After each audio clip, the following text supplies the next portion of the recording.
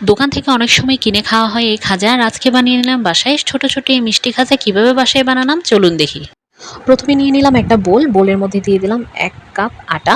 আপনারা চাইলে ময়দাও ব্যবহার করতে পারেন। আমি বাসায় আটা ছিল তাই আটাটাই ব্যবহার করেছি।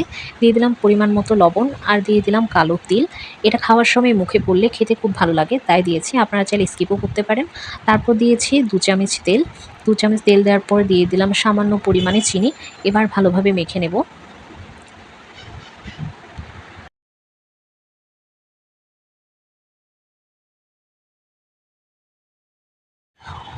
অল্প অল্প পানি দিয়ে এবার ডোটা মেখে নেব ভালোভাবে। একদম অল্প অল্প পানি দিয়ে হাতের সাহায্যে চেপে চেপে ডোটা করে নেব। একদম ডো করা শেষ। এবার সামান্য পরিমাণ তেল দিয়ে 5টা মিনিটের জন্য রেস্টে রেখে দেব। এই যে 5 মিনিট পরে এবার ভালোভাবে হাতের সাহায্যে ডোটা মাখিয়ে নিলাম। এরপর 4টা গোলা করে নিলাম। 4টা গোলার মধ্যে এবার একটা একটা গোলা সামান্য পরিমাণ আটা দিয়ে বেলে নেব রুটির আকারে, একদম গোল গোল করে। এই যে আমি 4টা একদম বেলে নিলাম। এবার একটা মিশ্রণ করে নিচ্ছি। এখানে নিয়ে নিলাম 2 চামচ চালের গুঁড়ো, তার সাথে নিয়ে নিলাম সয়াবিন তেল। আপনারা চাইলে ঘি ব্যবহার করতে পারেন, আমার কাছে ঘি ছিল না তাই আমি তেলটা দিয়ে করেছি। এই যে এবার মিশ্রণটা একটা একটা রুটির উপর হাতে দিয়ে ভালোভাবে মাখিয়ে দিব। এরপরে এটার উপর আরেকটা রুটি বসিয়ে দিলাম। বাকি রুটিগুলো একসাথে একটা রুটির উপর একটা করে বসিয়ে দেব।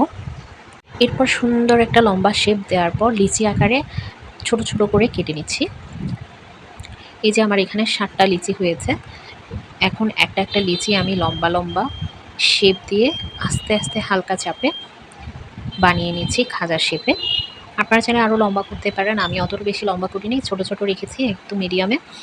ডুবো তেলে এবার ভেজে নিতে হবে। তো এখানে তেল দিয়ে দিলাম, খুব ভালো করে তেলটা গরম করে নিয়েছি। এবার খাজাগুলো সবগুলো তেলের মধ্যে ছেড়ে দেব।